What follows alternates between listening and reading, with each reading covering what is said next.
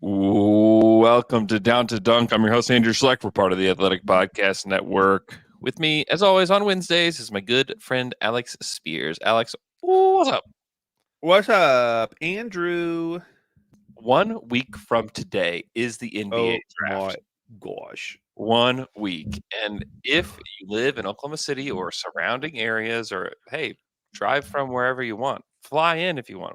We've had people fly in for the draft party before. Yeah. We have people come from like Boston and LA and Or a Montana draft party. for the draft party. Wow. Yep. So feel free to do that. That was for like the Chet draft. So it's like it definitely felt You're a little. saying this one might not be as exciting? Hey, listen, I don't know what they're gonna do. I have no idea. The only way to find out is to be at the Jones Assembly next. It's the only way. It's the only way. I heard that they're only broadcasting it at the Jones Assembly, and Wow. they're actually shutting down Twitter for it. This is the only place that you can actually find the information about the draft. No, come to the Jones Assembly. Show up. The draft starts at 7. Show up early. Get a spot. Hang out with all the dunkers, with the Down to Dunk crew. It's going to be very fun. Join us at the Jones Assembly next Wednesday night. I'll be there around 6 probably, and it's going to be a great time. So please join us. We'll do a podcast after. We'll do it at the Jones Assembly, but again, not necessarily a live show. But if you just want to linger around and listen to what L-Man thinks about the Thunder drafting whoever at 12, it'll be great. Okay. With that, there's mock drafts popping up everywhere.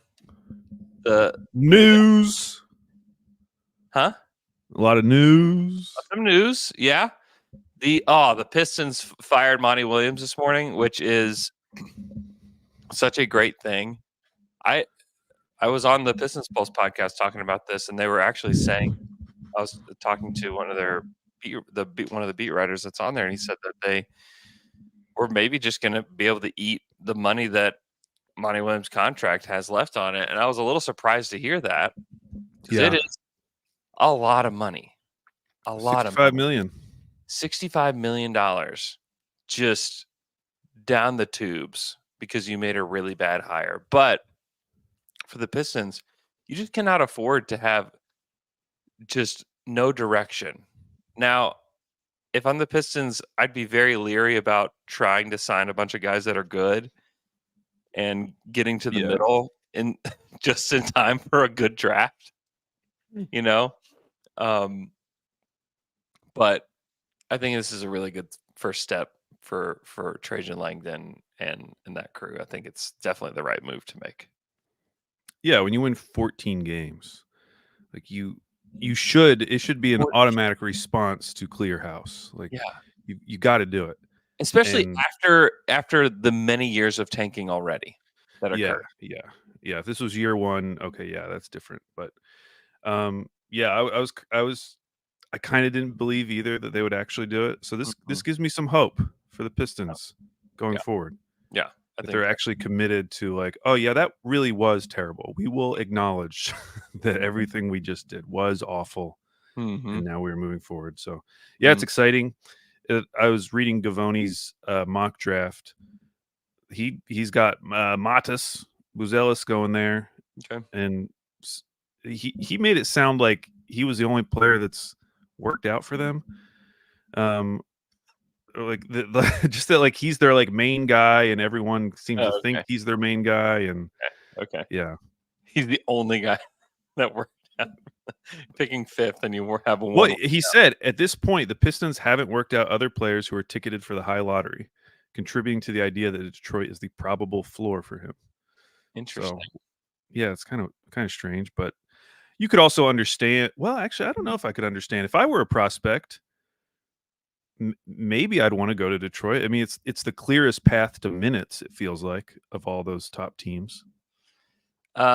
Maybe, or you're Jaden Ivey and you just get yanked around for 2 years. I don't know. Yeah, hopefully that changes. I don't know. I don't know. they have a guy at almost every position because they have drafted that many times. Right. And Yeah. so I don't know that I don't think there's any guarantees for anybody. I don't think there's no guarantees for anything in Detroit, but Do you feel like if you were a prospect, mhm. your number one choice would be San Antonio? I mean, yeah. Yeah, especially if you're a guard. That has to be Yeah. like the number one. Yeah, That's why like Topic tearing his knee yeah. is a huge bummer because I feel like he would have been in the mix at 4, and maybe he still will be, but Yeah. Yeah, that's a huge bummer. And I also just wonder, like, if San Antonio doesn't take a guard, yeah. you know, I got I truly believe it's a Josh Giddey destination. Yeah, he'd be good there. Yeah. He'd probably be great there. Yeah. Gavoni has them taking 2 guards. 2 guards. Taking Stefan Castle and Rob Dillingham. Oh, Dilly. Dilly at 8.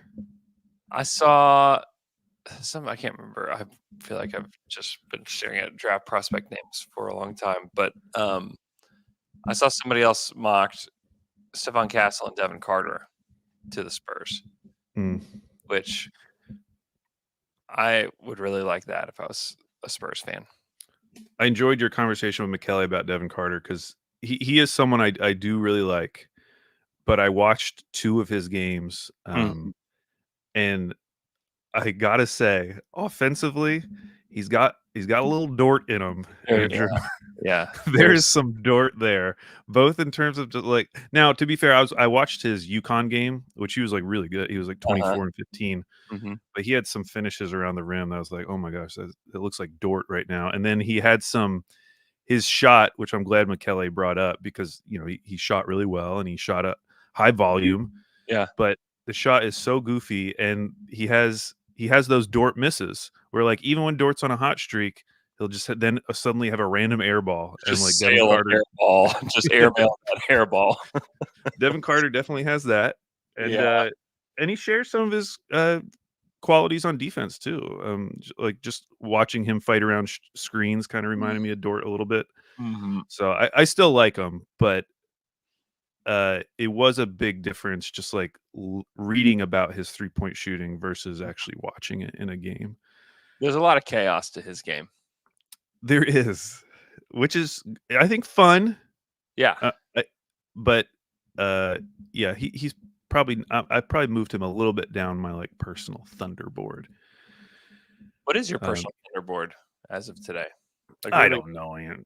Who are the guys that you like in that range? The thing I'm struggling with in this draft is there's so many guys. There actually are a lot of guys I do like, but I don't know if I like them for the Thunder. Okay. Like I share McKelly's love for Reed Shepherd, for instance. Yeah. I don't, it doesn't seem realistic to move up. I mean, Gavoni feels like he's pretty locked in to like 3 to 6. It looks like. Oh yeah. I like Stefan Castle. I like I really like Rob Dillingham, but I don't think I really like him for the Thunder. He's just so small and just like no defense. I know. Just like no defense. It is purely a star bet. Like you have to buy into him as a star. And the reason I kind of do is I tweeted out this article that was on Swish Theory about shooting. And he picked 3 guys. It was like I forget his name. Is it Melvin Aginsa? Yeah. Yeah. Him, Jacoby Walter, and Rob Dillingham. Mm-hmm. And was just comparing them as shooting prospects because they're all good shooters. And man, the pitch he makes for Rob Dillingham just as like a shooter, just as kind of a do-it-all shooter, someone who can just get a shot off super quick, like do it off of movement, do it from standstill, do it off the dribble, like everything, just really made me kind of buy into his star upside. It's absolutely a swing, but in a draft like this, I'm just kind of looking for those swing guys, and I just feel like he has more of those elite attributes than a lot of these other guys I'm looking at, which is why I kind of like him. It's a total gamble, and Yeah. he kind of has to like he has to hit in a big way, because if he doesn't hit, the downside, like you mentioned with the defense, and if he just is too small, hurts. I mean, I was texting with you yesterday because more about Jared McCain, but just like the number of small guards that really contributed in this year's playoffs. Hmm. It's basically you're a star or you're TJ McConnell. Yeah. And like, there's guys like Kyrie, there's guys like Jalen Brunson who are on the smaller side who have become stars in this league. You could throw Darius Garland in there as well. Hmm. But like non-star small guards, there's just not a ton of them out there. Yeah. The amount, like you have no room for error, basically. Yeah, yeah. And Like so if you don't believe there's like a star ceiling with one of these small guards, that's where I start getting a little antsy. Whereas if you who's do the? believe Oh yeah, go ahead. Go what? ahead. Well, I was saying if you do believe, then you can buy into someone like Reed Shepard or Dillingham or McCain if you think, he might Yeah. have untapped potential there. Yeah. Who's the last 6'2" super skinny guard to like really make it? Because like the thing about like Brunson and those guys is they are so strong. And Yeah, I mean it's probably Kyrie, because like Kyrie isn't big. I mean, I think he's 6'1" with a 6'3" wingspan. yeah, it was probably Kyrie.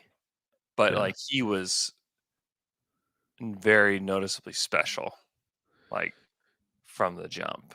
And like Yeah. Dillingham is he's a good player, really good passer, can get his shot off, but it's like, man, you have to be like Kyrie is seriously like one of the most like breathtaking ball handlers like I've ever seen. Like it's just like unbelievable what that guy can do. And I just don't think Dillingham is that.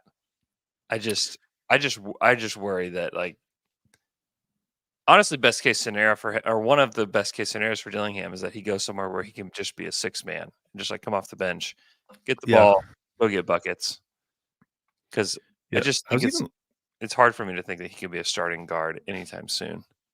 I was looking at Garland, who I also think of as a small guard, but he does have a 6'5" wingspan, apparently, Mm-hmm. according to the Vanderbilt Mm-hmm. Hustler.com.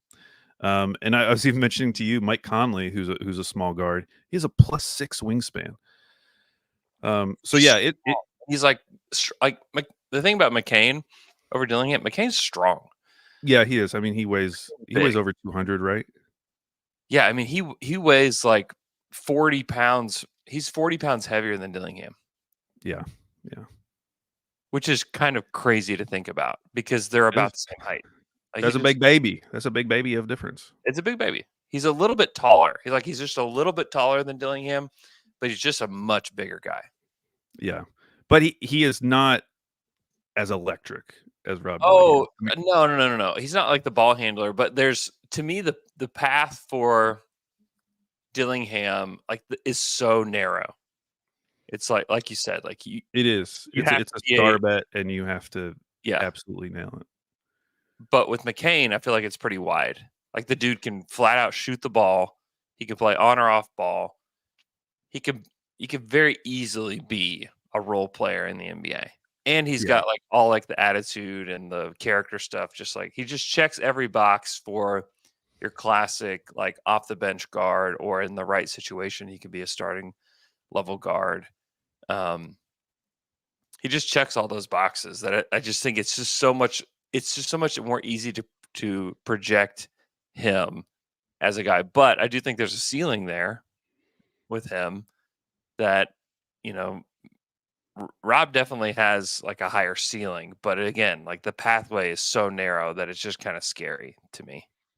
I do like Topic a lot. I mean, I think people have freaked out a little bit too much about his wingspan, because, like, at the end of the day, it's like he's a 6'7" point guard. Like, who cares? Like, he's Point a guard. he's a Yeah. huge point guard. Like, I don't really care about him having a negative wingspan Yeah. because of that.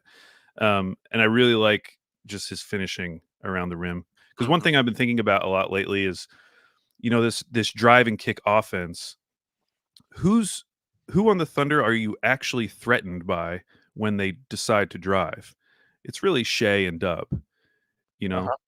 with respect to the other guys, I mean, Wiggins can have good drives, Isaiah Joe, but like it's not like Boston where we saw literally every guy who gets the ball is a threat when they Mm. start to drive. Mhm. And so as I'm looking at these prospects who can actually finish at the rim get me a little bit more excited than prospects who can't. And so I do like that about Topic. Mhm. He's gonna be out for a year, but Mhm. um, I like Devin Carter. I really like Ron Holland just from the because it feels like this has happened 3 years in a row now. And I heard you mention him as like a Rocket, and it's like, well, the Rockets keep benefiting from this because like 2 years ago it was Tari Eason. There was like all this like stuff behind the scenes and him falling, and now everyone agrees like, yeah, he definitely should have been picked higher. Last year it was Cam Whitmore, same thing, like all this stuff behind the scenes, people questioning it, and Mm. then he falls, and everyone's like, oh well, yeah, obviously he should have been taken in like the top 5. And now it's happening with Ron Holland, and I just feel like, why do we keep doing this? Like, I get the flaws, but I don't think that his flaws, especially when it comes to shooting, are any more significant than like someone like Buzelis, who I get it shot well as a high school senior, Yeah. but outside of that year, like before that year, he wasn't a good shooter either. Yeah. So he's had 1 year of good shooting, and I don't know, just I like guys who are athletic Mhm. and where that athleticism shows up on the defensive end, Mhm. and guys who have clear motors. Like, I don't know. I'm not saying for the Thunder necessarily, but again, another guy who, like, if I was one of these top 10 teams, yeah, I would absolutely be looking at Ron Holland. Yeah. And I I mean, it would have to be something so bad if there's for like as a reason for him to fall Mhm. for me to actually move off of him. I mean, it was a guy who I would say the midpoint of the season was in play for the number 1 pick, Mhm. and I just don't really buy the reasons why he's fallen so far. I honestly don't even really understand. I Like, don't I don't know either. I mean, people the only thing people will say is like, "Oh, I guess he's had bad workouts or like bad interviews." But I remember people saying that about like LaMelo. Like I just hate these pre-draft like whispers that come out because more often than not they're just wrong. And it just ends up being the guy that we look back and we're like, "Oh yeah, he should have been taken higher. That was dumb of us to get worked up about we don't know what." yeah. So, I'm kind of into him. Yeah. Of course, I like my guy Zach Edey. I like Jared McCain. So, like, there's a lot of guys in this draft that I like. I do not think that there's like the perfect Thunder pick. There is not a player that I'm locked into as my guy. It's got to be him. Go get him, Presty. I mean, it sounds like. What about Tejan Salon? I mean, the only reason I'm into Tejan Salon is that if this is the 2013 draft corollary here, thinking back to that draft, I would have we in the run up to that draft, we should have been talking more about like we should just be taking swings because if you hit a swing with Katie and Russ, you're Mhm. set up for the next decade. If Mhm. you take that swing with Giannis, you are set up for the next decade plus. Like Mhm. you're good every single year. It doesn't matter. I don't think that this guy is Giannis, but he does like fit the bill as like kind of the mystery man, like Mhm. physical, like anomaly kind of guy. The thing that bothers me though is that it doesn't really show up. Like the fact that he doesn't block a lot of shots,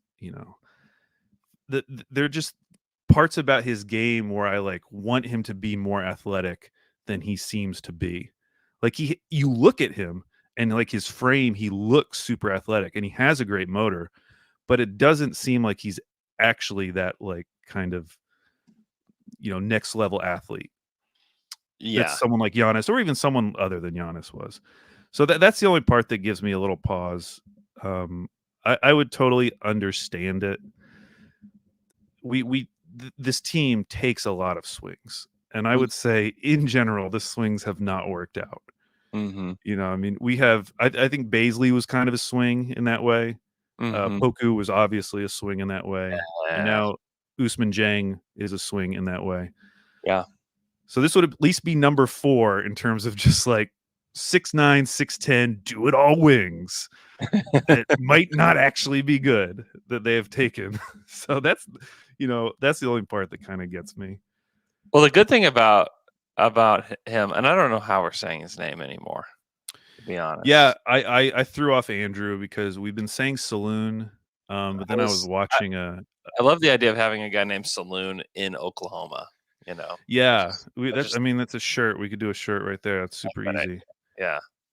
But I was just watching a video because I was looking up pronunciation. They pronounced it Salon, which sounds more French.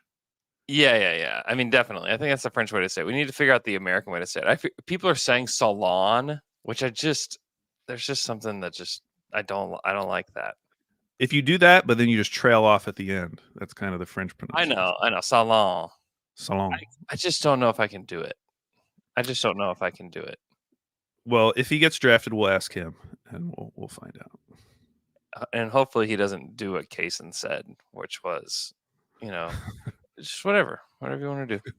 Yeah, whatever. Oh no, don't do that. Please tell us. Please just tell us exactly how to say your name. Yeah, I think the thing that I do like about him is that he has a motor, like a real motor, which differentiates him from these other guys that we're talking about. Like Poku really didn't have one. Zhang doesn't have much of one. Baisley didn't really have one. Like that's where he's different. He loves to dunk on people. He's like relentless. He's kind of a wild man a little bit, which that's what I really like about him. And that's where you could see it working. He's also it could help create a little bit more of a rivalry with San Antonio because he's apparently like Wemby's best friend. So Oh really? Rivalry rivalry or convince him to come to OKC. That's right. Hey, we have Tejan Salon. Come on over, Wemby. No. I would say that'd be a pretty good draft pick if he convinces Victor Wembanyama to demand a trade. And he takes threes. I don't know how good of a shooter he is, but he takes threes. Yeah, he sure does. He sure does. I just don't know how ready he is to play in the NBA. No, I like Deron Holmes too. I like Deron Holmes the second too. Yeah. I watched a few games of him this week. Again, another guy who I really like, but watching him doesn't scream Thunder to me as I'm watching him play. Yeah. But I do really like him. Mm-hmm. So yeah, I do like a lot of guys in this draft, but I just cannot find the one perfect Thunder. I mean, do you have a guy? I mean, I know you like Stephon Castle. Yeah. Would that be the guy you would be most excited about? If somehow they traded up for him, yeah. Yeah, but I mean, if you, I guess do you love him so much that you would really throw a bag to go get him? No. Yeah. No, I don't know if I have that guy either. I wouldn't trade up in this draft. Just flat out wouldn't. I just don't know that I would do it. Maybe if it was part of a Giddey trade package, you feel comfortable just using Giddey and trading up a few spots, maybe to 8 or something like that. I don't know. That would be fine, but I think there's enough good players at 12 that you feel comfortable staying. If they're not going to trade Josh Giddey and you're just going to pick in this draft, I'd rather just keep my future picks and pick at 12. Yeah. I think somebody will be there. That's good. Yeah, there's a lot of good players in this draft. Everybody has one big flaw though. Stephon Castle's the shooting, Saloon is he just has a long way to go. Tristan da Silva is the rebounding. I'm doing this mega pod that I'm going to release either over the weekend or at the beginning of next week, where I'm asking a bunch of draft experts who they would take for the Thunder, and then going through several different prospects. And for everyone that I've done so far, everybody has a different answer, which I think is great. Oh, I've been cracking up at some of these mock drafts because some of these mock drafts are going to be hilariously wrong. Mm-hmm. I mean, even looking at Gavoni, seeing how low he has like Filipowski, for instance, he has him at 24. Mm-hmm. I feel like I've seen mocks of him like at 11, or 10. The range from, I mean, there are a certain number of guys, but I would say like after maybe Cody Williams, because it does feel like he's pretty locked into the top 10. Um, Man, the range behind those guys, like that next tier of guy, it could be anyone. By the way, the Cody Williams thing is probably the most interesting thing from that Gavoni article, which says that he'll end up working out for nearly every team in the top 10, with the exception of Houston and Memphis being his latest stop. Teams outside this range haven't been able to get him in, indicating his camp feels comfortable with where he'll end up and the feedback they've received. Mm-hmm. That's kind of interesting. You hear more and more that Detroit is in on him. Really? Okay. So we'll see. I think it's more likely that he goes above 12, and the Thunder don't even have the chance. And if they do want him, they'll have to trade up for him. So I'm excited about this draft because similar to last year's draft or even previous drafts, it does feel like once they make the pick, it'll all make sense. Like you look back now at last year's draft, and Cason Wallace seems like such an obvious Thunder pick. He really does. And man, comparing him to some of these prospects, like what would you even? It's not even like he had a major hole in his game. He was a really good prospect. But yeah, I'm small was like the only thing. Yeah, I guess he was small, but even then he had like a plus. He had a crazy wingspan. Yeah, crazy wingspan. But yeah, I'm assuming it'll all make sense. I did want to bring up Ben Pfeiffer, who did a OKC Thunder draft retrospective on Swish Theory. And so he basically looked back at every Presti draft pick and tried to find what they had in common. And so it was things like wingspan, which we've talked about, age. He has only drafted 6 guys who are 22 years or older, and only one of those has been actually the highest of those has been Mitch McGarry, which was pick 21. So when he's had a lottery pick, it's always been 21 years or under. Yeah. Productivity. So he used the stat BPM, but basically everyone except 2 guys have had a +4 BPM, and those 2 guys were Hami, who was like a late second, and Lou Dort, who was undrafted. Like everyone else has been really productive pre-draft. He mentioned feel, he mentioned physicality, and then he mentioned shooting.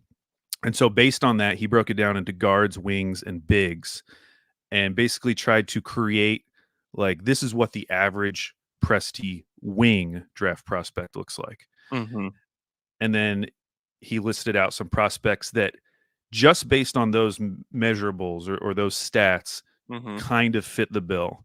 And so his number one guy, do you want to guess? I don't know.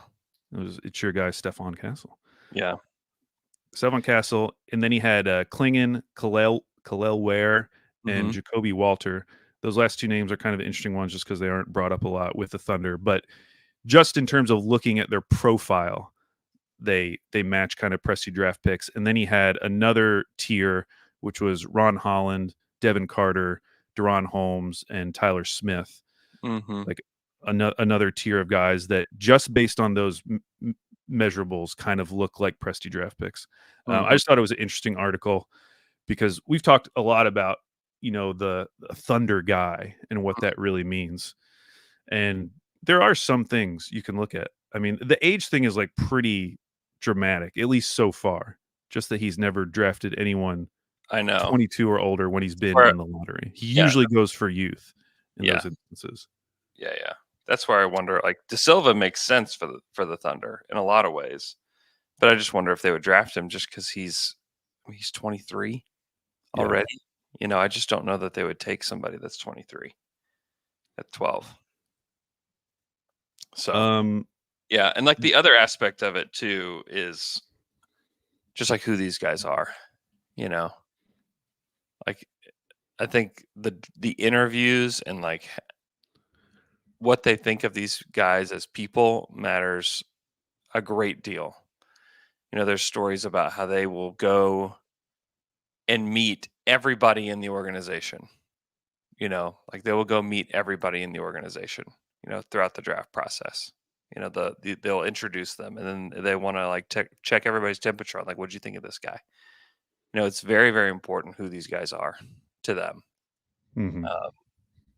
So that's something that like draft Twitter just can't get, for the most part. Like you just can't truly get to like who these guys are. You can hear anecdotes, all of that, but um I don't know, some of that can be performative if like these guys are doing interviews and whatnot. So it's just really that's the hardest thing to grasp, from the outside. Whereas like on the inside they have just better detail on like who these guys really are. So that kind of stuff really matters, and that's where it's hard to like rank these guys in this current draft. It's like, okay, Yeah. like we hear good stories about some of these guys, but like what do we really know about them?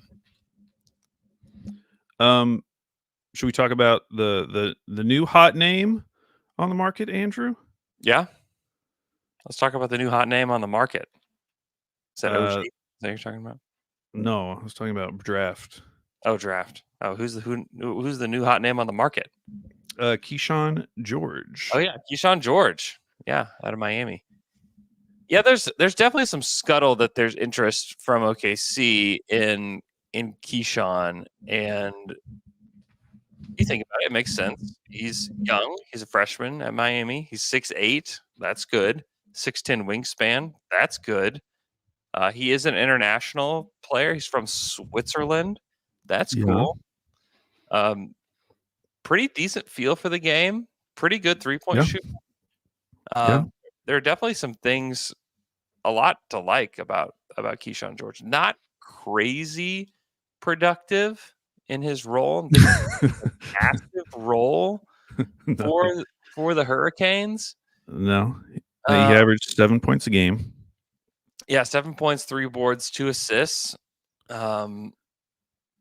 So there's definitely questions. He's like definitely low usage.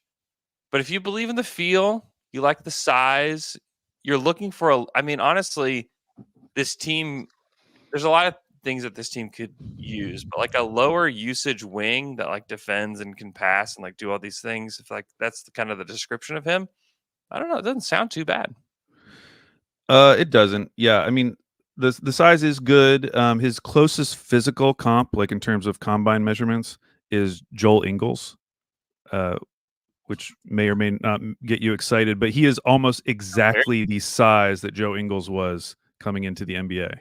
It's very exciting.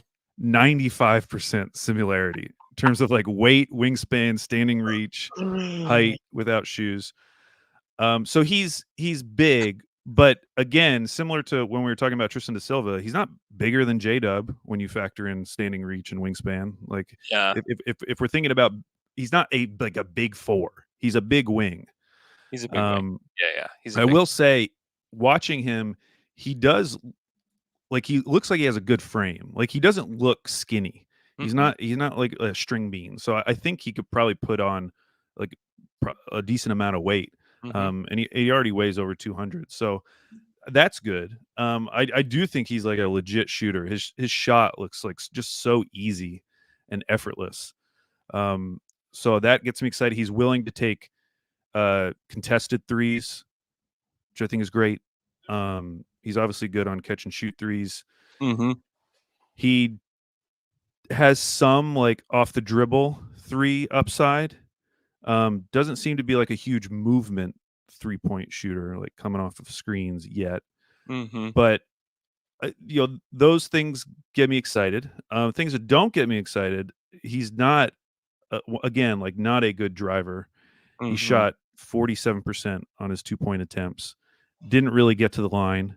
Not really physical. You read that a lot in draft profiles of him. Like he really has to get stronger, work on his physicality. I'm sure that's one of the reasons why he doesn't really get to the line, has trouble finishing at the rim. So that's definitely a worry for me. And then defensively, it seems like he's solid, but I do worry because he's not he's not like a huge athlete. And Mhm. so I get worried there. I've watching some of his games. There are definitely moments where he's getting blown by, and Mhm. it's like, man, is that in the NBA? I feel like the chances of that happening are going to go up substantially. He's just not very quick moving around defensively, even though it seems like he's pretty smart defensively. Like most of the time, he knows what he needs to be doing, and he's pretty good on closeouts and things like that. So I don't know. I can kind of squint and see it. I can kind of get what the idea with Keyshawn George would be. It feels like he is a ways away from contributing, especially to a team like OKC. He could play a But s he could play a small role. He's a ways away from being like, big time contributor, but you could see, like, yeah, at that I mean, he, size, you could see him playing a yeah, small role. I mean, he didn't play a big role for his college team. So expecting him to like come in and make a huge impact with the number one team in the Yeah, West is a not a jump. huge impact, but there is a lane for a 6'8" wing on this team. Yeah. There's definitely a lane. I just unless you see like a significant ceiling, I've been thinking more and more. And this kind of goes back to Salon. Um, How long? I almost would rather just take the big swing because when you have this much in cap space, Mhm. like if you want that big wing, just go get him. Just go get someone who is already there, who you know can already provide that. Like they're the number one team in the West. Like you have the money. If you want role players, just go get role players. I would rather you be using a lottery pick to take a swing that could potentially set your franchise up for like a decade of success Mhm. because you just nailed some crazy draft pick in the lottery. Mm.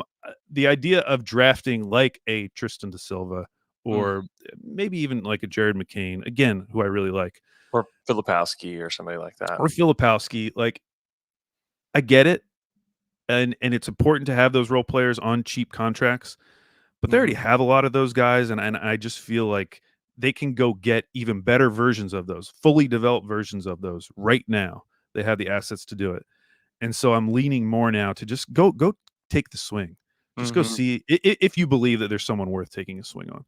Mhm. So yeah, so Keyshawn George, and another thing I'll say, very smooth. Andrews got a smooth game.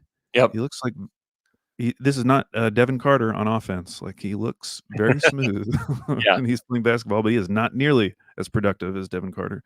No, no, no, So no. I would sort of get it, um, but Cool hair. I would cool hair. I would not have high expectations for a while. This would feel closer to like a Oos pick, where it's like, all right, we'll see what happens. Maybe we can get him some minutes just because he can shoot. But Yeah. I'm not expecting like a massive impact for a couple years.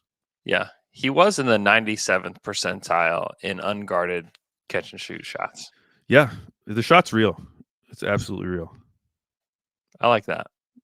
Yeah, There's a lot to like about him. He's just like another one of those prospects. There's gonna be one of these wings in like the 10 to 30 range that's like really gonna pop, yeah, you know, and he could be one of them. But like there's a lot to like about a lot of these players. De Silva, Jacoby Walter, Furphy. You can put Tyler Smith in there as a wing. Keyshawn, Justin Edwards is kind of interesting out of Kentucky. You know, one of those guys, Terrence Shannon. He's oh god, Terrence Shannon's so old. He's almost 24. yeah. Um, Yes. you know, Bub Carrington. Like one of these guys is like McCullough. So one of these guys is really going to pop. You know, I don't have any clue which one it is, but one of those guys is like truly going to pop. Jonathan Mobo. You watch Mobo at all? I have not. Yeah, I need to because I know there's a segment of Thunder fans that are really into him. So, Yeah. He's like he's definitely like a guy that's in like the second round. Doesn't shoot. Doesn't shoot. but a But lot bigger, right? he's like 6'7". But isn't he in my head? He is like jacked. He is like huge guy. He's a man. Yeah, he's like almost 23. Oh, is he okay? Yeah. He's older. He can pass, he can rebound, he can score around the hoop. He can't shoot, which I don't know. I don't know what to think about guys that just like can't shoot, you know. Like who on the Celtics can't shoot?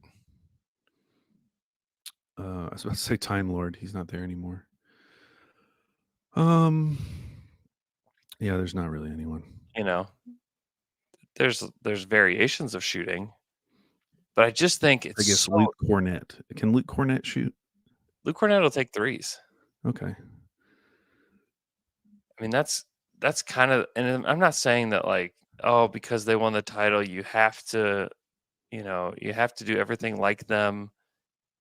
Oh No, no, but at the Cornett same time, it's like this year he just took middies. He took 1 3 this year. I don't know why if I thought he was taking other threes. if you really believe in the drive and kick thing, though, like one that requires guys who can actually drive, and two, it requires guys that can actually shoot when you kick it to them. So yeah, I think a non-shooting player can work on this team, and we mentioned how much we like Robert Williams in Mm-hmm. previous weeks. But for the system they currently have, like, yeah, you kind of need a little bit more dynamism on offense. Mm-hmm. Like you need guys who can kind of do both of those things. Yeah, and I mean, just think about who are we building around? We're building around Shai Gilgeous-Alexander. What does Shai Gilgeous-Alexander need to be like the best he can be? Space. Yeah. He just needs space to operate, and he can cook anybody.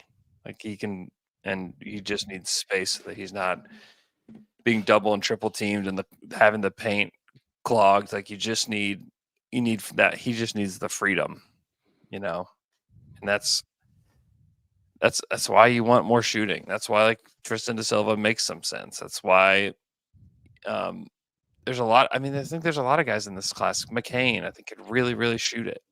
I know that he doesn't have the size, but just continuing to add shooting to this team just makes a ton of sense. So, you want to talk about OG at all, or do you want to just move on? We'll just mention that the reports are that OG is not happy with the offers he has been receiving from the Knicks, and which is what he should be saying, because he's kind of got them in a bad spot. I mean, they traded a lot for him, regardless of whether you think RJ Barrett's good or not. But Emmanuel Quickley, I feel like most people think Emmanuel Quickley is good. So they gave up 2 real guys for OG. They really need him to kind of reach their ceiling, whatever that is. And so they kind of have to pay him. And I don't know what they've offered him. I mean, I was always under the assumption that he would probably get like 4 years, 160, which is crazy. Like, it was a lot of money, $40 million a year. It's a lot of money. But that's kind of what I was expecting. I don't know what he's actually been offered. But it does open the door for him to like explore free agency. I do wonder if he would ever be willing. It would be an even bigger deal. I actually don't even think it would work, because I was thinking like, the Hartenstein idea is that you could just give him a balloon payment, 2 years, maybe you do a 3rd-year team option or something. It's kind of harder to do with OG, because like depending on what the Knicks are offering him, I mean, you'd have to offer like at least 280, which that's your entire cap space. So and more than your cap space. So I still don't think it really means a lot for the Thunder, but I wouldn't be surprised if we start hearing the Thunder's name, just because if he needs another option to create this leverage, there just aren't a lot of realistic teams to do it with. It's hard to imagine the Spurs, even though they have a ton of cap space, like going all in on OG. Now maybe he could think of something with the Pistons, because he's a player that they could definitely use. But anyone with a pulse is someone they could definitely use. Yeah, that's on every pros for all of their draft prospects. Pulse. That's why it's called the Pulse Podcast. They're just looking for guys with a pulse. They should, and he would help. He would help a lot on that team if he was healthy. So maybe he can stir up something there. But I'm just interested to see how that one plays out, because it seems so obvious. I mean, we've talked about like the agent stuff before, Mm-hmm. He made the mistake though. I mean, he was the one who let that report come out. Who knows who said that, but that he would be willing to take less to stay in New York. So it's like That was so dumb. Why would you ever say that? Why would you kind of ever made his say? own bed with that one. So Yeah, yeah. It's so dumb. Yeah, I think it's a leverage play. I think he's staying in New York. Um, I just I think that he just made himself a really weird bed to sleep in when it comes to like how is this contract negotiation going? Well, you said this, so here's what we're offering you to stay here. It's just very very strange. But I think he'll stay in New York. It's a great place to play. I think that he wanted to go there. I don't think he wants to come to Oklahoma City. He'd have to. Here's the thing, like he would have to want to come to Oklahoma City. That would have to be a part of the deal, you know. And I don't think that is going to be the case. Okay, let's take a quick break, and when we come back, we are going to discuss Central Division trade targets. We'll be right back.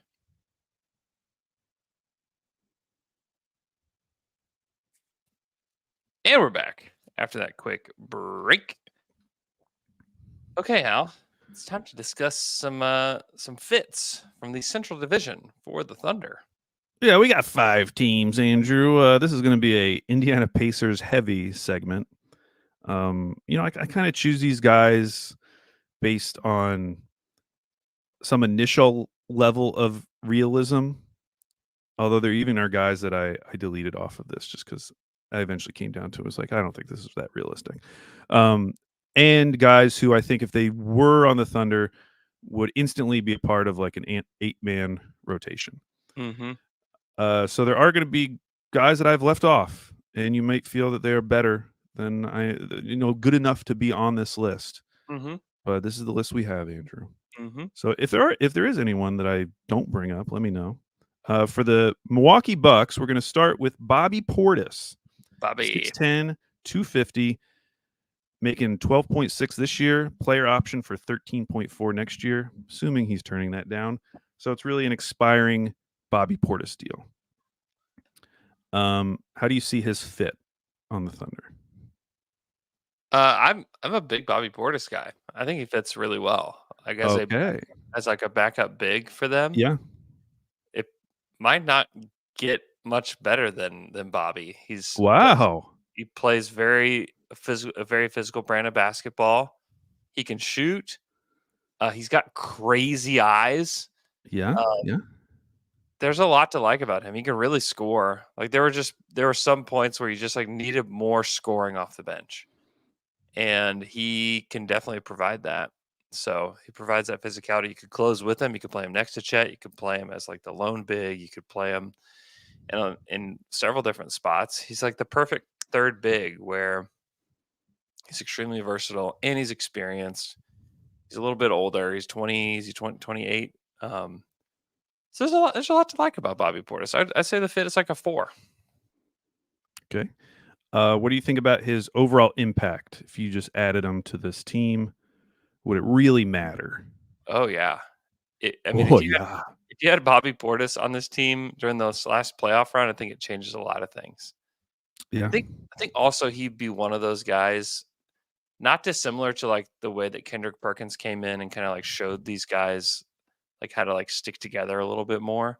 Not that they need to stick together, but I just think that like providing that physicality and that like here's how you step up physically in a game. Like let me show you, kind of guy. I think that he could help with that. So I think the impact's like a 4. I think he would impact this team in a pretty substantial way. Also because like there's similar to like I was saying, like there's an open lane for like a 6'8" guy. Like there's an open lane for a third big to come in and make a significant impact. Yeah, Um, for sure. he helps offensively and defensively. So Man, yeah, you're kind of talking me into Bobby Portis. I mentioned his contract. It's essentially an expiring because he has that 13.4 player option next year. Probably decline that. So you're getting him for a year, and then you have to decide if you want to pay him. mm-hmm. Who knows what Bobby Portis will get on the open Yeah. market. but you could see him getting upward like between 15 and 20 million a year. That would seem reasonable. He is going to be 30 in February. So I don't know if you want to be in the Bobby Portis game long term, but it's not going to be a super expensive contract. Yeah, and he's not somebody that you're like bringing him in. He's like he's going to shake the foundation of who the Thunder are and everything. Like no, he's a role player. He fills a role for them. So if teams lose role players all the time, and it's just about like how do you fill that slot once he's gone. The contract is not ideal because it's not long term, but I think you could work out something reasonable with him. But I'd say the contract's maybe like a 3. Like it's not great, but it's not like atrocious. And how realistic, Andrew? Bobby Portis to OKC. Why are the Bucks trading him? He is essentially their only avenue to anything. Okay, and he's really their only tradable piece. Okay, what are the Thunder giving them that makes this worthwhile for the Bucks? Like, what are the Thunder doing that makes the Bucks say like, "Oh yeah, we'll do that"? I mean, basically, it's like if you don't have plans to extend Wiggins, okay, you could send them Wiggins, who would absolutely play on the Bucks. He might start a lot of games for them, and like some seconds. Yeah, I just and from the Bucks' perspective, it's like if they're already super expensive, they have this weird thing next summer where Bobby Portis is probably going to be up for contract. Brook Lopez is going to be up for a contract. They're going to be spending a lot of money again next summer. So if they kind of want to preempt that, that's why you would trade Bobby Portis if you can find someone who would be on a cheaper deal. Like it's likely that Aaron Wiggins' next deal will probably be cheaper than Bobby Portis. Yeah. I just don't think I think it's like a 2. I just don't think it's realistic. I just don't see them biting on something like that. I think that they need help now. Like they need impact now. Oh, look at Andrew doubting Aaron Wiggins again. Aaron Wiggins would be the third best player on the Bucks, Andrew, wouldn't he? Giannis, Dame, Wiggs. Yeah, I don't think so. I think Bobby Portis is just a much more impactful player. Yeah, that's because Wiggins has not been allowed to spread his wings fully, which he would do by default in Milwaukee. Yeah, I don't know if there would be a deal there. I'd put it as unrealistic as well, but agree that he does theoretically fit. Shot 41% from 3. Doesn't take a lot of threes, but does shoot them well and shoots corner threes a lot. And the other thing, actually, he doesn't shoot corner threes a lot. I take that back. The other thing is that he's a great rebounder. That would help a lot. Yeah, help a lot. Okay, next up, I did include Brook Lopez here. Now, this one doesn't feel realistic at all. But again, if something happened in Milwaukee, he's an expiring contract. He would be someone that they could move for value right now. So we'll just pretend we can still put I put his realistic as 1. But how would Brook Lopez fit on the Thunder? Oh, he'd be great. Like if he was your backup, like tremendous. Like he's a 4 probably. The only thing is he's 35 years old. Yeah, he is old. Like he's definitely old. Like he was in that Westbrook draft. So yeah, he's not a good rebounder, but if I remember correctly, his teams have rebounded well when he is on the court. Yeah, he's got good teammates. He's got good teammates. He plays with Giannis, so it's hard for me to say that. Like, but I guess that's true. He's just like a massive part of what's going on there. He's a big body, though. You got to admit that. Hey, it's Splash Mountain, man. Maybe he's got the Steve-O thing where he's like just really good at boxing out, letting his other teammates get the bounce. Yeah, he's 8.6 rebounds per game was the most he ever had, and that was when he was 21 years old, which is 14 years ago. Wow. In New Jersey, when it was the New Jersey Nets, he was 18, 8, and 2 that season. Took 0 threes. He was really good. Yeah, very good player. Yeah, and then his rebounds went all the way down to 4 when he was with the Lakers. But Just had now, such a bad year with the Lakers. yeah. It's weird to think about, and like how he ended up in Milwaukee and became like the player that he is today is pretty wild to think about. Oh, this idea that like they they want AD playing the 4. AD wants to play the 4, and they have had like Zubats, they have had Brook Lopez, they had all these guys over the years. They just hang on to one of them, and it would have worked out. I mean, Brook Lopez would have been such a good fit if he had continued to develop that 3-point shot He was with already AD. shooting threes when he was with the Lakers. He was taking over 4 a game. Oh, was he? Oh, yeah, he was. That is such a crazy jump, though. He went in one season from 0.2 threes per game to 5.2. Yeah. Okay, what about his impact? Brook Lopez, Brolo. So like similar to the Bobby Portis stuff, he's probably a 4. You know, he's coming off the bench. He's making threes. Just like having that like veteran presence as a big too, I think like he would help Chet, you know.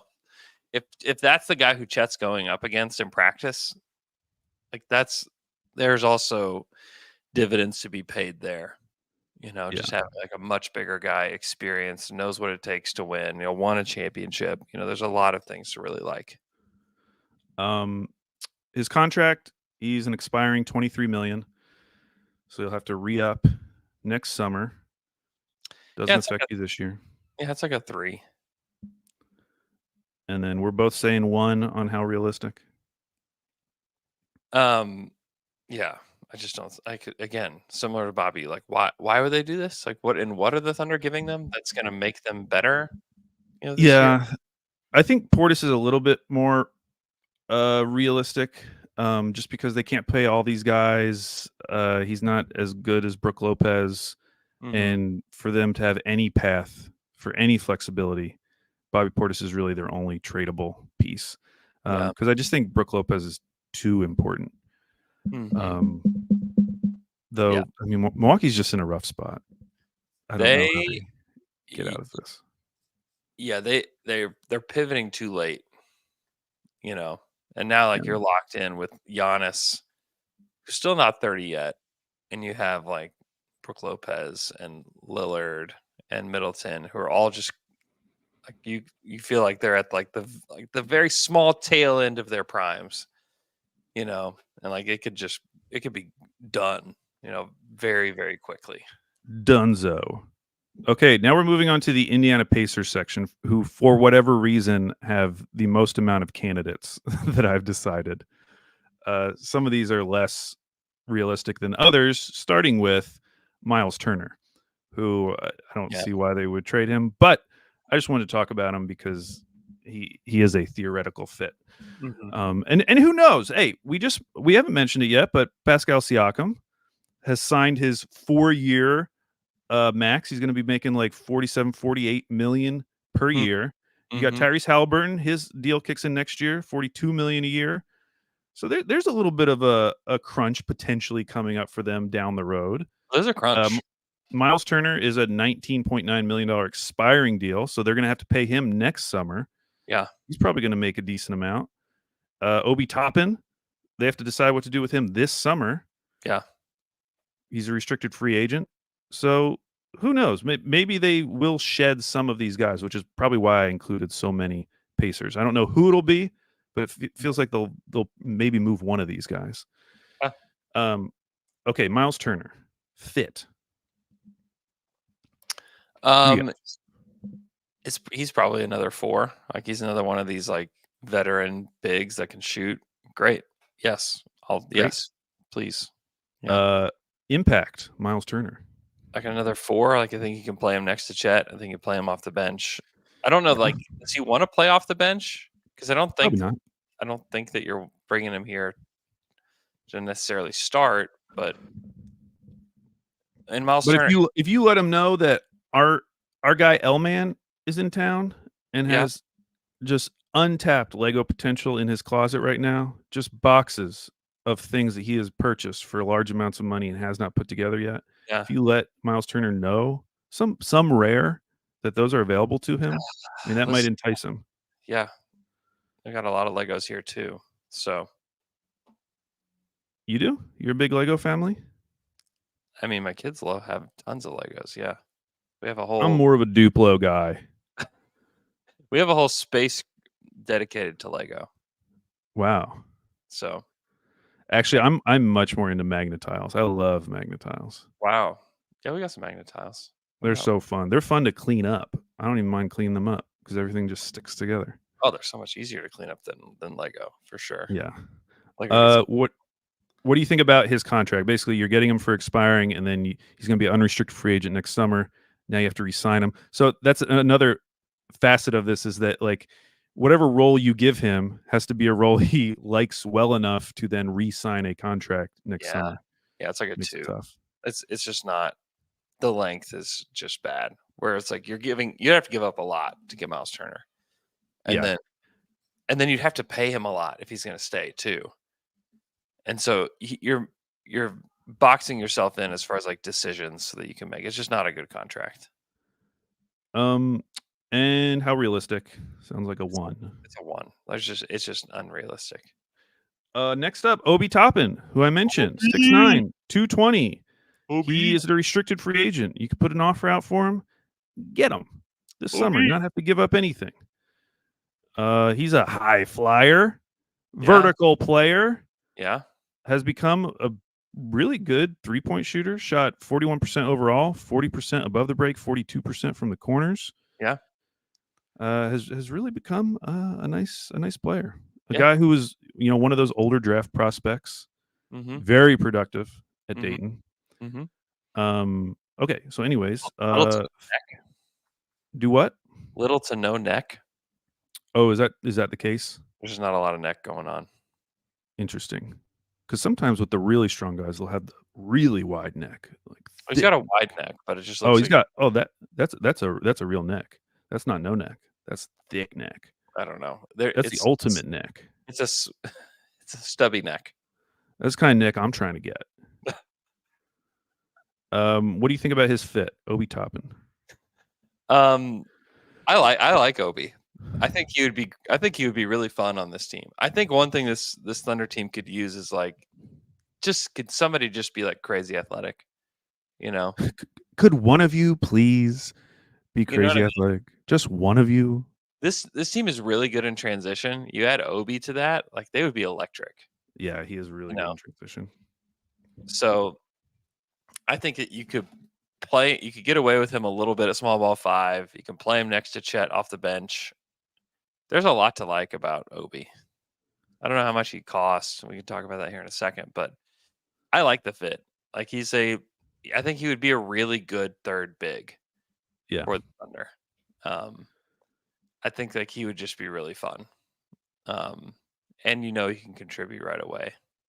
So I like the shooting. I don't know that he quite fits in that he's just not a passer and not like the most rhythmic player, but like he's definitely a talented big man. And so I do like that. So like maybe like a 3.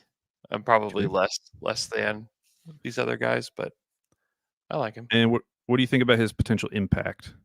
Slotting him in next season. Oh, it's probably another 3. I don't think he's quite as impactful as these other guys that we've mentioned, but he would definitely play.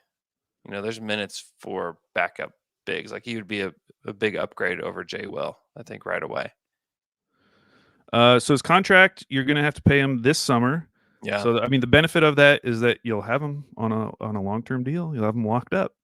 But the downside is you'll limit your flexibility. You have to be very certain that Obi Toppin is your guy, even though he's probably not going to make a ton of money. But what is you he could like? See him like what? Like I would guess $15 million a year would be my guess. That feels like the going rate, like Isaiah Stewart kind of a deal. Oh man, Isaiah Stewart. Yeah, I mean that's fine. I don't think there's any issues with that. I think it's like a 3. It's okay. Like there's nothing wrong with it. And contributes. If he's your third big, 15 million is probably a bargain. Yeah. And how realistic? And we're putting in a restricted free agency offer. I think it's probably a 1. I just have a really hard time seeing them being like, "Hey, let's put all of our free agency eggs in the Obi Toppin basket." Like, I just have a hard time with that. I just have a hard time believing that that's the direction that they're gonna go.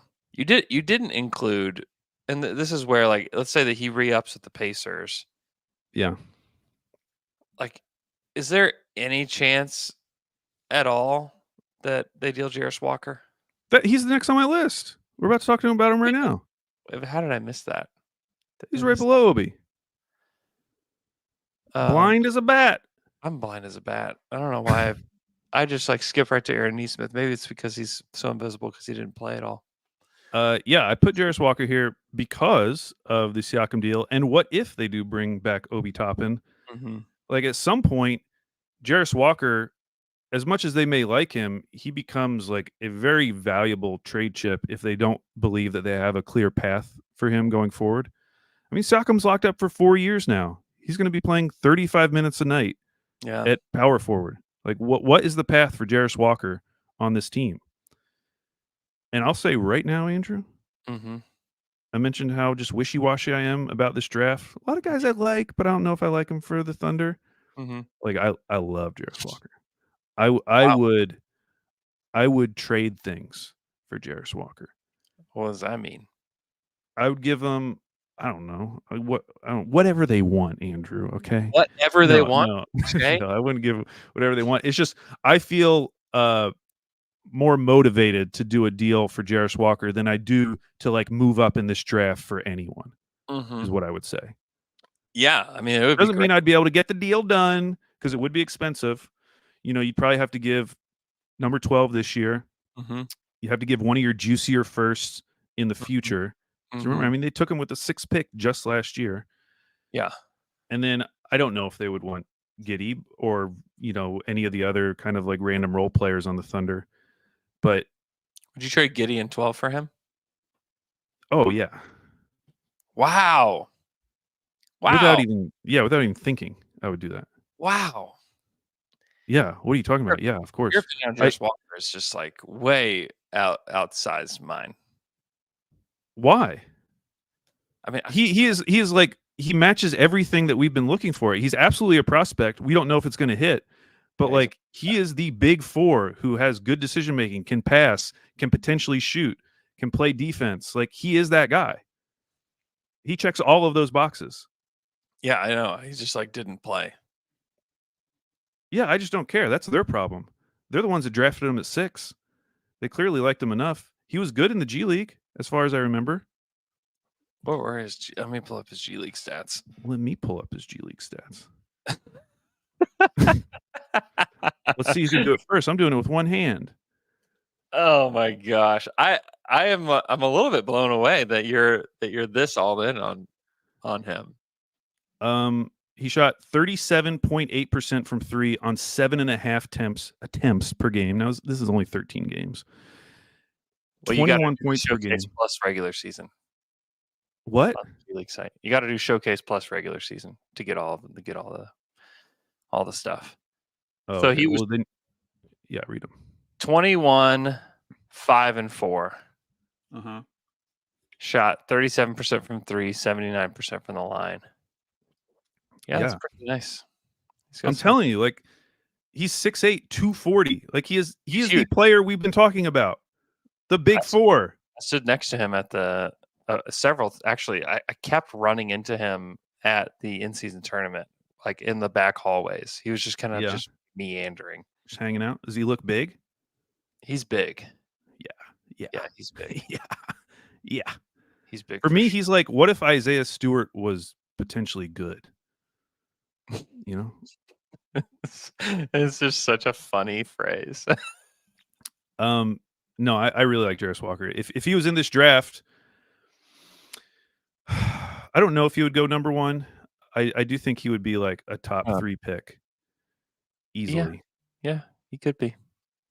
But yeah, he if that became available, I absolutely would be willing to make an aggressive offer. More aggressive than Gideon 12, because I actually think you would need to be more aggressive than that to get him. Really? I mean, we're talking about a guy going into his second year on a rookie scale deal. Yeah, we're talking about a team that's like has no pathway for real minutes for this guy. Who, us? No, the Oh, Pacers. them. Oh, them. If they re-sign Obi. I know, but if they're really going to trade Jarris Walker, who they took 6th last year, like they have to get a haul back. But you can also say like NBA teams are not going to like just give them like a haul. They're like, listen, you didn't play him. You guys didn't play him. They just won't move him then. You're going to have to be aggressive. They're not just giving him away. What I'm saying is I think that 12 and Giddey is aggressive. And I'm saying that is the baseline, and I would be willing to go further. How much further would you go? I mean, you guys, freaking McKelly was talking about giving like 3 picks and Giddey for Reed Shepherd.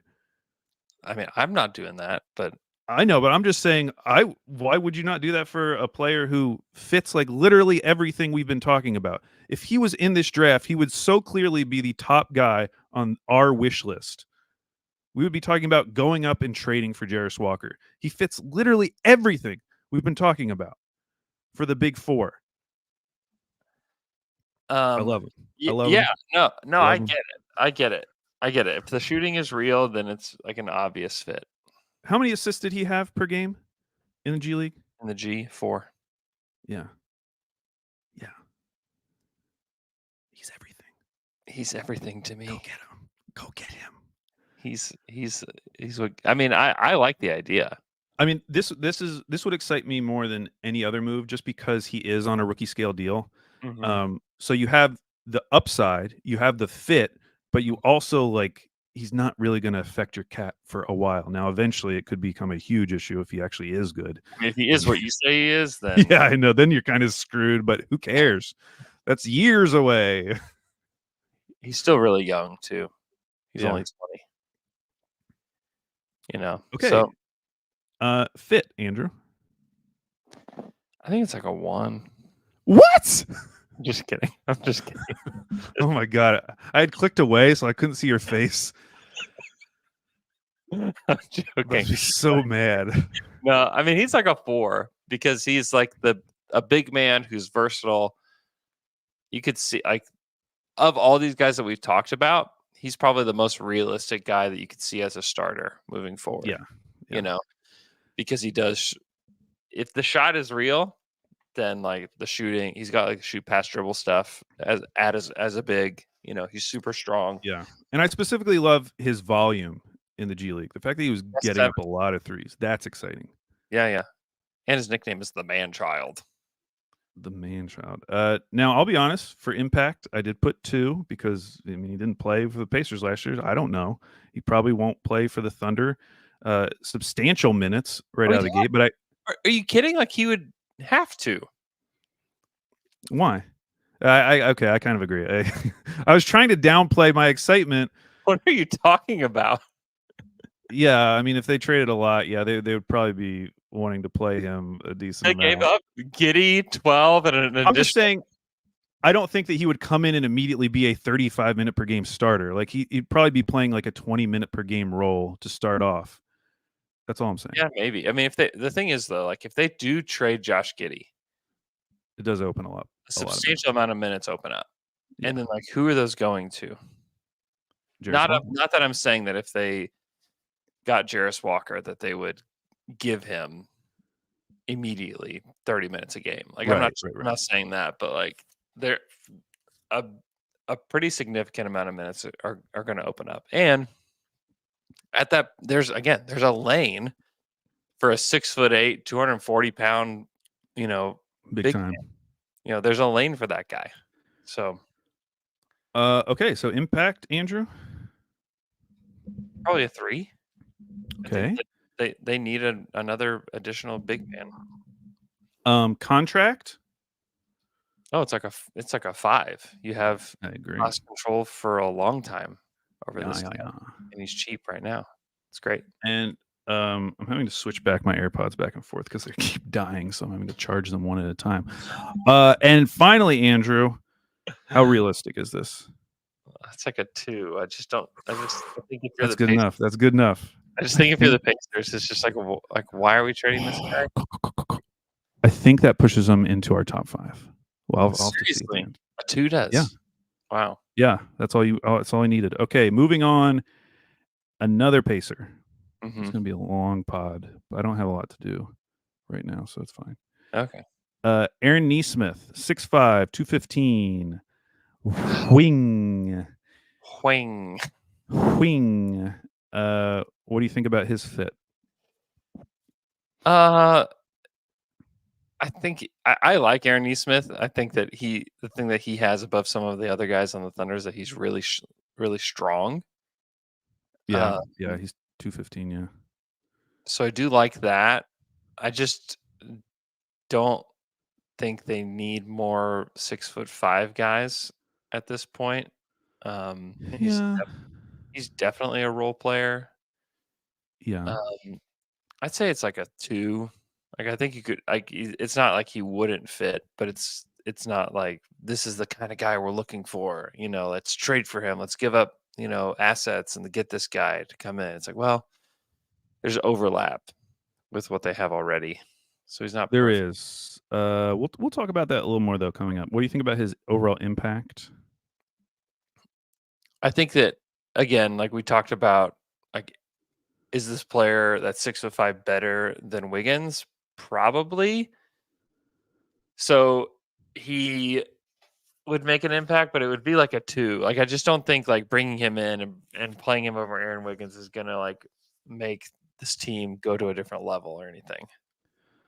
His contract. Now, this is the one reason why you might trade for him because if you think that Aaron Wiggins is going to cost more than this, Nesmith is on a crazy deal. 11 million, 11 million, 11 million. 3 Yeah, years, 33 remaining. That is yeah. pretty good. I think that is in the ballpark of what Wiggins could ask for. Yeah. So it's a fine contract. He's a backup wing for the Thunder. It's fine. Like it's a 3. It's fine. It's not. I gave it a 5. You gave it a 5. That's a great deal. That's super cheap. It's really cheap. But if we're talking about like him versus Wiggins again, like I think you could probably get Wiggins on the same deal. No. We'll see. I just feel like going forward with the cap jumping up, like even by next summer, even though he'll only have 2 years, 22 million left, it's just going to look so stupid cheap. I mean, what is the mid-level exception right now? It's probably right. Or actually, isn't it less than that? I mean, more than that. Yeah, it's a little bit more than that. Yeah, it's just stupid money, is what I say. Stupid. That's just stupid. How realistic? Again, like if he's on this great deal and you're the Pacers and you're capping yourselves out with this team, I agree. there's just no reason to trade him. I think it's like a 1. I just don't Put it think as a 1 too. God, we still have 2 more Pacers left. Okay, this one I'm only including him because I've seen some Thunder fans who are interested in him. I personally have graded him, spoiler, very low. But it is Jalen Smith. I theoretically understand why people are excited. 6'10", 215, shot 43% from 3, 43% above the break, 42% from the corners. Yeah. He's a good rebounder. He sounds perfect. But my biggest issue with him is like, if he's so good, why could the Pacers not play him at all in the playoffs? That's my biggest thing with him. Not play him at all. He averaged 7 minutes. He only played in 7 of their games. He played 42 minutes total. They just could not play him. And Gordon that's why. Gordon Hayward played more minutes in the playoffs. Well, he played more minutes than a lot of people that should have played more minutes. Gordon Hayward, let's not talk about him anymore. Hey, Gordon Hayward, they can sign him to a deal as of now. Yeah. Are you waiting for the Woj bomb? Listen, haven't heard a whole lot about it yet. You haven't? Haven't heard a whole lot about the negotiations there. No whispers? No whispers. Okay. Fortunate. What do you think about the fit with Jalen Smith? I'd rather play Jay Will. 1. He does have 2 nicer nicknames. He has 2 nicknames on Basketball Reference. You know what they are? I know Sticks. Sticks and Logs. It's just like the funniest, like, two nicknames, Sticks and Logs. What do you think about his impact? One. He's just Yep. I don't know that I just don't know that he would play. The other thing is his contract. He has a $5.4 million player option, which I'm guessing he's going to turn down. So he'll be an unrestricted free agent this summer. Yeah. So you're going to have to pay him. I mean, he's not going to make that much money, but No. you're going to have to commit to him in a way that you don't have to commit to a lot of these other guys, I would guess. Got to commit to Logs. So maybe a 2, a 1, 2. It's the contract is like a 3. It's going to be fine. It's going to be fine. And how realistic, Andrew? 1. Like, why are they doing this? What is going on? I don't know. Again, I just included him for some Thunder fans out there who, which probably I shouldn't have included him because they were probably excited, and we've just destroyed him. He's tied now with Jonas Valanciunas at the bottom of our list. And that was with me giving him a 3 for fit. I was trying to be nice. Wow. Okay. Next just up, tall, he's just tall. He is tall. But I mean, if you actually don't even have to squint, like you can just look at his stats and like imagine him making sense on the Thunder. But I just don't think he's that good. Because he shoots threes. Because he shoots. Yeah, he's just stiff. He's like one of like that's why they call him Sticks. He is like truly a big stiff. I'm just out. He was that way at Maryland. So you don't think he should have gone 10? Phoenix also agrees with me that he should not have gone 10. Okay, last Pacer, Isaiah Jackson, 6'10", 206. Another big. Does not shoot threes at all. Ijax. Very great energy guy, though, I would say. Yeah. Great energy guy. 74% at the rim. Good finisher. Yeah. Good rebounder. Does not shoot. Okay, yeah. What do you think about his fit? Like he's a 2. It's whatever. Okay. What do you think about his impact? The impact of Ijax. I don't think he plays over J. Will, so it's in like a 1 or a 2. Okay. His contract, he is still on a rookie deal. Yeah. $4.4 million this year, and then he would be a restricted free agent next summer if they don't extend him. Yeah, he's not going to make a lot of money. It's like a 4. It's like the contract itself is fine. Ooh. And how realistic is this? It's like a 1. Like he's just not a Thundery guy. He's not. I don't hate him, but I don't think he's a Thunder guy. I'm not saying I think he's just not an NBA player. I just don't think he's a Thunder player. Yeah. And they I mean, we've been talking about all these Pacers. Like, he is cheap. Like they're obviously going to keep some of these guys. Oh yeah. As they start paying, Siakam and Halliburton and eventually Miles Turner. Okay, next up, the Pistons. I really only could make a case for one Piston. I mean, we could talk about other Pistons, but again, it came down to how many players from a 14-win team would automatically or most likely be in an 8-man rotation for the number 1 seed in the Western Conference. It's hard to do. Hard to find names there. So the only name I included is Beef Stew, 6'8", 250. He is on a great deal. 4 years, $60 million remaining. Team option in the final year. So it's really 3 years, $45 million. It's a fine deal. It's not a great deal. It's a fine deal. Okay, it's a fine deal bordering on good. It will be good by the end of it. If he's good. Yeah. If he can figure it out. Yeah. I'm of the mind you can give $15 million a year to anyone now. It doesn't even matter. Okay. Cap is spiking, Andrew. Poku? Sure. Bring Poku back. Bargain. That's a bargain deal. Okay, what do you think about Beef Stew's fit? Oh gosh. He's very physical. He would probably play over J. Will. Yeah. He is active. He is physical. He's a third big. I think he's a backup center in the NBA, which makes him undersized, which I don't love. Yeah. Because I don't love. I know he took threes. I know he made 38% of them. That's beautiful. That's great. No one guarded him. No one cared. He has more value as a stretch big as a center than he does as a 4. You know, so he's a backup center. He's better than Jay Will, but is like similar to like the Wiggins stuff that I talk about. Like, how much better is he than Jay Will? I think marginally better. So I think like the impact's like a 2. Like, I don't in like changing the Thunder's life. I don't know. I maybe going forward, I do think if you swap him out for Jay Will in the Mavericks series, I think it would have gone better. Yeah, I'm saying like he's definitely better, but is it like change? Like, how much does he change what happens with the Thunder? Probably not that much. Yeah, big picture, probably not. He's no Jarris Walker, a guy who didn't play at all. He's no Jarris Walker. Okay, what do you think about his overall impact on the Thunder?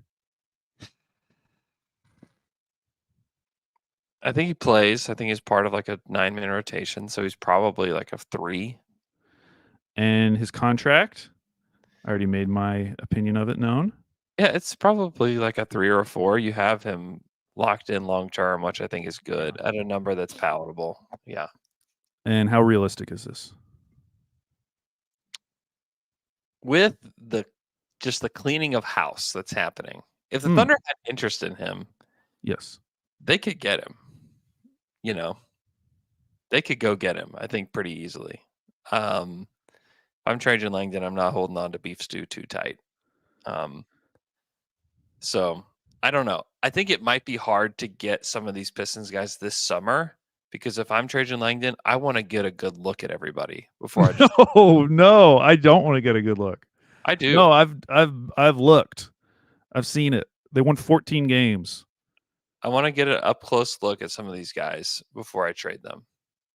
Now maybe and also the fact. So your team run it back for the Pistons. I'm team running it back for many reasons. For many, many reasons. One, this next draft is really good.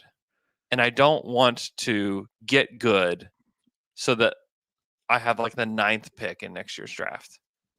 Yeah, but like if they're a top, let's say bottom 5 team next year, yeah, that means they're still like years away from being good. Maybe. So you're going to enter year 1 of Cade's max deal, and you still are a bottom 5 team in the league. What do you want to enter in year 1 of Cade's max deal and be the 9th pick? I just don't think it matters. I don't think it matters either way. I don't think it matters either way. I would rather not be close to the middle. I would rather give another year. This is I just think like if you're entering in this next year, brand new coach, brand new management, I don't think you want to come in and like make a splash in free agency and like get all these guys in and just become a mediocre team that doesn't make the play in. Like that's fine, but I also do not want to watch this team again. Like you cannot bring back this roster. You have to bring guys who can shoot. I refuse to watch Cade be surrounded by no shooters again for 82 games. I'm saying like keep a lot of these younger guys. I think you add shooting around them. But like But the problem is so many of their young guys can't shoot. I know, that's what I'm saying. You need to bring in shooting around them. But I'm not saying I'm saying that like if you think Isaiah Stewart, one you have him locked up. Like what are you getting that's going to make you want to trade him? Like what are the Thunder giving up to get Isaiah Stewart? They're not giving up a first round pick. It's like what are they giving up? I mean I think in this scenario if you gave a bad first, that would be around the value. Yeah. I don't know. But I agree that like if all they're getting back is a bad first, then they probably just don't do it. They have plenty of cap space. Right. I just want to find if they traded him, they could get up to like $78 million in Yeah, and then dot. like I just want to figure out. Like I think you know that Cade is a part of your future. Like figure out if Ivy, Asar, Duran, Beef Stew, like are these guys certainly, or like are these guys that we want to have around or not? Like you have to figure that out this year. Add shooting around them. Add a coach that actually puts in a system in place to help these guys get better. And then like really give yourself a chance to figure it out. You know?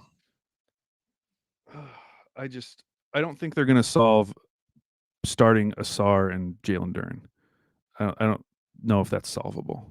Two just complete non-shooters. Yeah, I think it's very unlikely. You'd have to have some really, really great shooting around them to figure it out. Which is why I think that I would be willing to move one of those guys if they were valued appropriately in the market. I'm not giving them away, but yeah, I think that's where you would have to hang on to them because I just don't think what are you getting for either one of those guys right now? I bet they would still hold some value. I mean, if either of those guys were in this draft, knowing what we know now, Asar would still go high. Knowing even as prospects, where they like Asar would probably be the number one pick. I don't know if he'd be the number one pick. You think they like over Risachet? The fact that he's getting talked about. I understand. I just don't know that he would. I think his brother would. I just don't know that he would. I think he would. There's no one like close to his level of athleticism in this draft, other than like Ron Holland. There were points of the Pistons season where they were just like, we just can't play you. I know, but knowing what we know now about him, I just don't know. Yeah, but it's all contextual for me because he went to a team that's starting a center who can't shoot, surrounded by a bunch of players who can't shoot. Like, yeah, it was never going to work for him. It was an awful environment for Asar Thompson. Like, it was never going to, and he was still productive in those minutes, especially early in the season. He was super productive. Yeah, but as the season went on, like mentally, it got rough. I still believe. Like really rough. Not for the Thunder, though. I believe in someone else believing in him. How realistic is it to trade for Beef Stew? 2. Which is where we were. 2. All right. We're down to the final team in the Central Division. Finally, the Bulls. I deleted Vooch. I originally included him and then was like, why am I don't want to talk about Vooch. So we're going to talk about, oh, never mind. We have a Cleveland guy left too. Patrick Williams, who we've talked about. We've already done the Patrick Williams deal. What do you think about his fit? It's like a 3. I think that there's room for a 6'8" player that can shoot threes and is athletic. How big of an impact would he potentially have? I think because of the position of need for the Thunder, it could be like a 3 or a 4, probably. Okay. His contract, you got to pay him right now. You're gonna have to pay him a lot. You'll get him locked up, but it'll probably cost you some money. Yeah, what's the thought on how much? I don't know. I mean, we were kind of talking about like, could you steal him for kind of like the Hartenstein deal? But although in that case, you might have to guarantee the third year, so like 3 years, 75. Yeah, that's definitely rich. I don't like Andrew's that. covering his eyes. He's crying. He's crying. He's crying because I skipped Nikola Vucevic, one of his favorite players. Do you remember how much Kevin Pelton used to talk about Vooch? He talked trying to convince us that he was really good. Yeah, that was rough. All right. What do you think about his contract? I think it's probably like a 2. It's just he's just not. He hasn't earned that yet. Yeah, you're definitely paying for future production. Yeah, you're hoping that may or may not happen. Grows into that.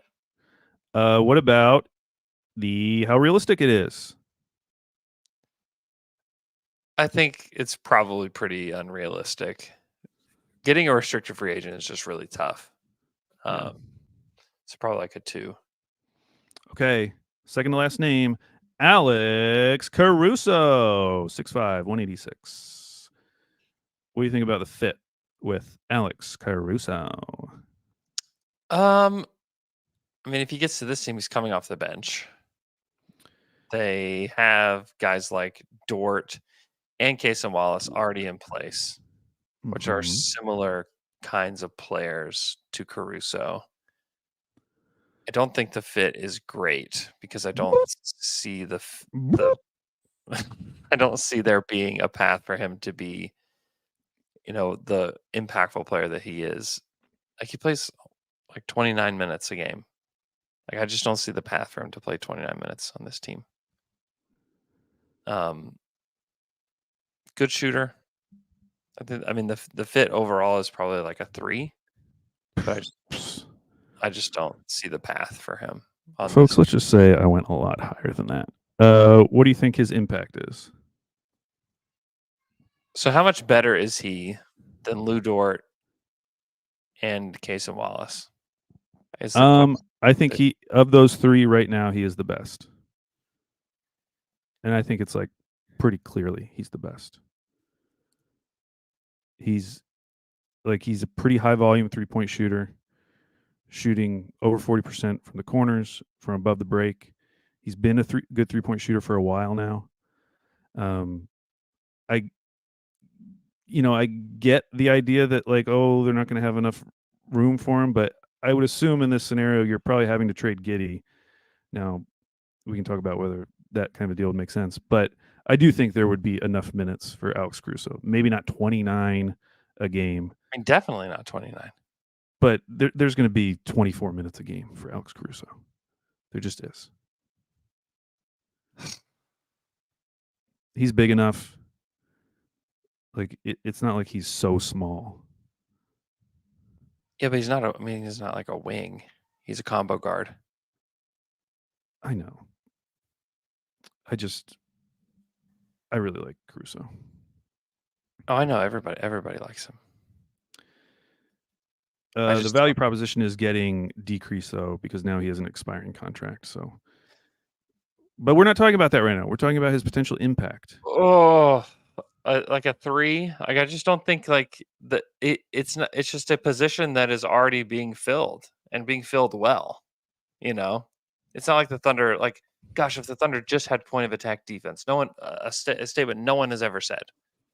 I know, but if they did, if their guard rotation was Dort, Kaysen, and Alex Caruso, I mean, that would be it's just difficult. I know it's just the redundancy that exists there. I just don't see the point. I guess unless you're just what if you're moving Dort? That's what I was about to say. Like if you decided that like, hey, we can get Caruso, we're gonna move Dort. I just hate that. Just feels gross. I'm not doing that. Sorry. His contract, he's a $9.9 million expiring deal. So you're gonna have to pay him next summer. He'll be an unrestricted free agent. Got to convince him to stay. Kind of the Miles Turner thing, where like you're gonna have to give him a role that he wants to be in going forward. Yeah. 3. I don't know. It's fine. I think that you can figure it out. I don't think he's gonna make a crazy amount of money. And then how realistic? I just don't. I just have a hard time. Like you'd have to move so many pieces for this to make sense in my head. Yeah, even more importantly than that, I mean, we all saw the reports that they apparently turned down a pick that was going to be in the top 10 of this draft. Yeah. So like you're not getting him cheap, even though he has an expiring contract. Yeah. Which, by the way, I was thinking about it. Like, who would have traded a top 10 pick, whether they knew at the time or not that it was going to be in the top 10, at the trade deadline for a player like Alex Caruso, who they knew would be an expiring contract? Doesn't seem like something Memphis would do. Because again, it's like with the Thunder, like they have Marcus Smart. Well, not only that, but they were bad. Like you only make that deal if you're going to get some impact immediately. Yeah. So in my mind, the only team that really makes sense was the Atlanta Hawks. Yeah, maybe. What other team in the top 10 would have traded their pick? Now, and I'm assuming it would have been protected. It would be very funny if the Atlanta Hawks were willing to give them an unprotected first for Alex Caruso. Although in that case, like, I don't know if they'd make the playoffs, but they would have been a better team with Alex Caruso. So maybe it doesn't end up being the number one pick, but yeah, that's the Houston. only team that made. Yeah, Houston, I guess, but like you gave all that money to Dylan Brooks. Like, are you moving Jalen Green in this scenario? Like, yeah, but yeah, I guess Houston would be a potential one. I thought Utah maybe, just because I have no idea what Utah wants to do ever. But okay, final name, Andrew. Yeah. Only name I could really justify for Cleveland. Mm-hmm. Jared Allen. We've talked about him before. Mm-hmm. Evan Mobley. Maybe he's their center of the future. Maybe they want to move on from Jared Allen. Mm-hmm. What do you think about Jared Allen's fit? 6'11", 243. Really good player. Yeah. Made an all-star team. Really good player. I just don't see how, if you're Oklahoma City, you get to the end of this season, you're the second team in net rating, top 5 offense, top 5 defense. Great year. Yeah. Let's just change everything. Yeah, why not? I don't think Jared Allen is the kind of player. I think there are players that exist that you change everything for. Like if Joel Embiid was just like, I have to be on the Thunder. Like I just have to be on the Thunder. Like you change everything for Joel Embiid. You change everything for Giannis. You change everything for a lot of guys that are in that realm. Jared Allen, no way. Fits like a 2. Like I just don't see the fit in Oklahoma City. Also, when we've talked about it with like Rob Williams, like there are guys who fit that archetype who you could bring off the bench and who you could only play 15 to 20 minutes a game and it wouldn't really matter. Jared Allen's kind of like, yes, you need to change a lot of things for him. I mean, he's always been a starter, been an all-star. And he has a good contract, but he's a lot more expensive too. Yeah. Okay, what about his impact? Stick him on the Thunder. I think if you put him on the Thunder, he would definitely make a big impact. You'd have to change a lot of the way that you play, and maybe like that mitigates the addition of him. You know what I mean? Like if you like shift everything around with the way that you play, so you're playing in a way that's not as impactful to you because you're switching everything. But maybe you unlock something else. Yeah, maybe something else is unlocked. I think that his impact would be probably like a 3. It would definitely impact the way that they play, impact a lot of things. But I just don't believe that this is the kind of player that we're looking for. His contract, $20 million next year, $20 million the year after, and then he's unrestricted free agent. So in terms of the timeline, it does fit up pretty well. You know, it's only these next 2 years. After those 2 years, you got to decide what you're going to do. Yeah. He'll still be youngish. Yeah, it's like a 4. Like it's a good deal. Yeah. For the kind of player that he is, it's a really good deal. Now, if Cleveland does trade him, like whoever gets him is going to be very pleased with the kind of contract that he has. How old is he? He's only 26. Yeah. How realistic is this, Andrew? 1. Like they're like you'd have to give like up. You almost said 0. I was 0. I would like to say 0. They're just you're not getting him. 1, you're not giving up the assets that it takes to get him because you want to play Chet at center. Like I just can't. There's just nothing about him that makes sense. And if you're the Cavs, are like, hey, you call the Thunder, hey, listen, like this whole double big thing with Jared Allen's not working for us. Do you want to do it? You want to try it? It just doesn't make sense, and it would make sense with Chet because Chet can shoot, than it does with Mobley. But also, no, the funniest part about that is like the whole idea of the double big is like, oh my god, you're gonna have so much size, like you're just gonna dominate on the boards, and that's like, that was like the first thing we learned about them in the playoffs that first year. I It was know. like, oh no, it doesn't mean that at all. No, They got dominated by the Knicks. yeah. And also like the whole lights are too bright for me kind of stuff. It's just like that's not really the kind of guy I want to bring in to this team, you know. Andrew, we have a new player in the top 5. Is it Jarris? Our top 5, as of now, we still have 2 divisions left. Mm-hmm. Number 5, Larry Nance Jr. Number 4, tied with number 3, Jarris Walker and Lauri Markkanen. Wow. Number 2, Robert Williams, and number 1, Kevin Durant. I mean, reading that now, I still like Robert Williams, but I do think we have put him too high. He was one of our first ones. We got too excited. I know we did. He should not be number 2 on this list. No, he should not. But that's okay. That's what we decided. So we have to stick with it. We have 2 divisions left: Atlantic and Southeast. And lordy, we just did a long pod. Yeah, hour 45. That's a lot. Join us at the Jones Assembly next Wednesday night for the NBA draft. Should be very fun. I think there's potential fireworks that could happen on draft night for the Thunder. So you just want to be with your Thunder community of people, with the Dunkers on next Wednesday night. So join us there. Would very much appreciate that. Hope you guys have a great rest of your day, and we'll talk to you guys again on Friday.